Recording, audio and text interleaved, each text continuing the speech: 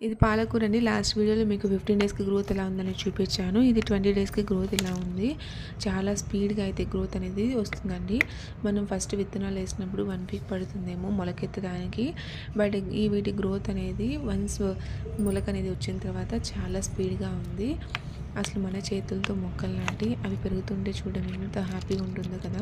ఇంకా చూస్తున్నాను కదా, బాటిల్ అది వాటర్ స్ప్రింకిల్ చేయడానికి నేను అది క్యాప్ పైన హోల్స్ అనేది పెట్టాను. నెక్స్ట్ బెండకాయ చెట్లు అనేవి వీటి కూడా గ్రోత్ అనేది బాగుందండి. మనకు డే బై డే అనేది కనిపిస్తుంది. నెక్స్ట్ ఇవి క్యాప్సికమ్ చెట్లు, అది నార్లాగా వచ్చేసింది. వీటిని సపరేట్గా తీసి మళ్ళీ నాటితే మనకు బాగా గ్రోత్ అనేది తెలుస్తుంది. నెక్స్ట్ పుదీనా చెట్టు, ఇవి కాడలు మార్కెట్లో దొరికేటువంటి కాడలు తెచ్చేసి నాటానమాట. మనీ ప్లాంట్, ఇవి రెండు కొత్త చెట్లను పెట్టానండి. అవి మందారము.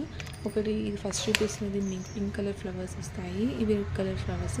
ఫైనల్లీ రోజా చెట్టు